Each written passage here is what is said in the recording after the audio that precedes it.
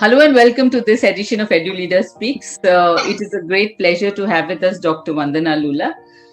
Dr. Lulla is the director and principal of Podar International School. And thanks to a holistic approach, it is one of the best schools in Mumbai's suburbs today. And she is the dean of the Podar World College. So that's a lot on your plate, Dr. Lulla. It's such a pleasure to have you here with us and know your opinions. Thank you, Dita. Thank you. Where would you place education on your list of national priorities?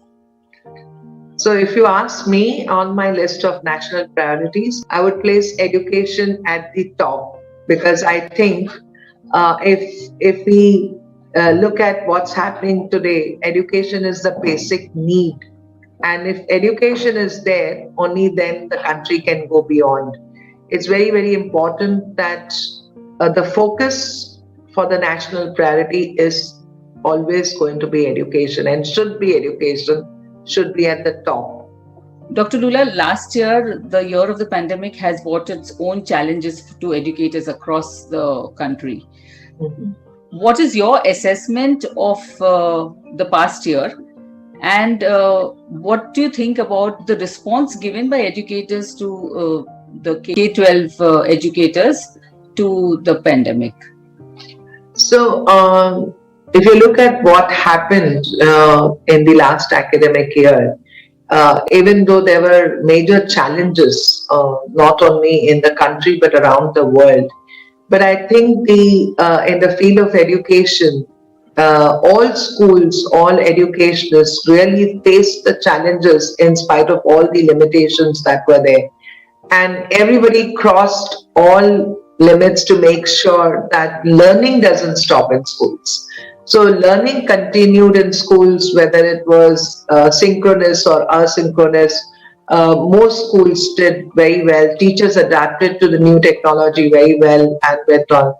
There is a rural India, and I'm sure lakhs of children went with no education. So there is another side of India that I'm sure got neglected in this pandemic and have lost a whole year of learning, which is sad. You have been a strong proponent of including technology into the curriculum. You have also come out with a paper on the topic. So, what is your prescription to make Indian education digital ready? Free internet, okay, I think is the key if we have to really get India digital ready, and the low-cost smartphone. These are two things if we have to reduce the gap and give access to education for all. Dr. Lulla, we have a new Union Education Minister, Dharmendra Pradhan. What would you say should be his top 3 priorities with regards to education? So my only message to Union Education Minister, Mr. Dharmendra Pradhan, is to make India digital ready. Great. And to make sure that the curriculum that is provided to the students around this country definitely includes the 21st century skills. Okay. And I think the most important skills are communication, critical thinking, collaboration, and so on.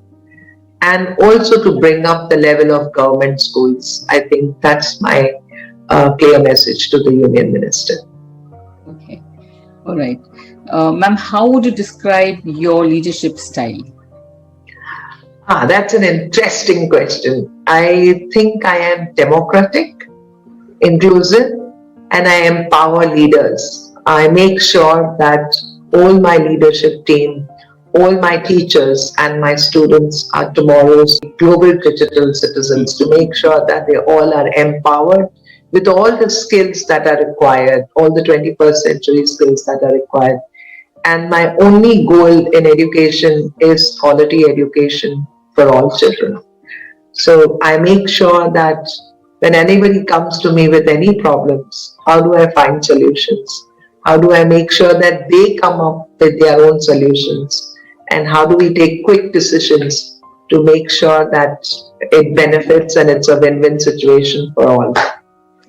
What is your prescription for students to become global citizens? What are the qualities that you would say that must have qualities for being a global citizen? I think it's very important for us to make sure that children have a curriculum which has global issues, and where they come up with solutions, they suggest solutions, and they come up with ideas that how we can solve these global issues, how we can make sure that the UN goals, what we say, the SDG goals that are there. We have 17 SDG goals very clearly written down, and they're looking at 2023. So I think it should be made mandatory in the curriculum for students to come up with ideas, to solve these issues, suggest solutions, and give them a lot of choices in curricular and co-curricular activities.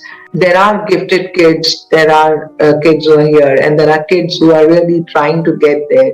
So how do we create a curriculum that's meeting the needs of all students? And I think that's something that will create these global citizens. Okay. Okay, ma'am. Coming to Podar International School, how satisfied are you with the development and the growth of the school? So I am absolutely thrilled and satisfied and happy and very, very glad about the entire growth of Podar International School. For the last 20 years that I've been with this school, I think it has just grown leaps and bounds. I still remember my first day at school, and the kind of challenges that I had. The Indian curriculum board that it was moved it to the Cambridge curriculum, then moved it to the IB curriculum, and made sure that there is quality education and the curriculum is enhanced and progressed constantly. So we do have courses in the curriculum that touch upon the most important aspects of artificial intelligence, robotics, and at the same time esports and enterprise and entrepreneurship. So keeping in mind the trends in education, the school has grown and we have made sure that we build, but I think there's still a long way to go. Okay. The journey never ends. So true. Okay, ma'am. Some very quick questions. What is your favorite book on education? Professor John Hattie's book on visible learning and Dr. Carol Dweck's book on growth mindset. A thinker or a philosopher you admire greatly? I relate myself with Mary Query. As a child, I was very inspired when I studied about her in school and her research. I was awed by the fact that she was always ahead of times, and she was the first woman Nobel laureate. And I think I derive a lot of inspiration from her. I always feel, like I said, nothing stops me, and defeat is not in my dictionary. I always feel I can achieve, I have the power to make the change, and once I decide to do something, I will definitely achieve it. There's no going back.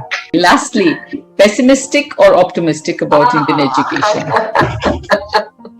I'm sure that I always feel that definitely optimistic. I see that there is a hope for India, and there's a bright future, of course, for India. And it's important for us to take initiatives, government to take initiatives, and definitely as educationists, if we have to really move the country ahead, there is a future. We all can work collaboratively, and I'm very optimistic about it. So on that optimistic note, we take your leave. Thank you very much. It was very interesting speaking to you, as always. Thank you. Thank you so much. Thank you very much.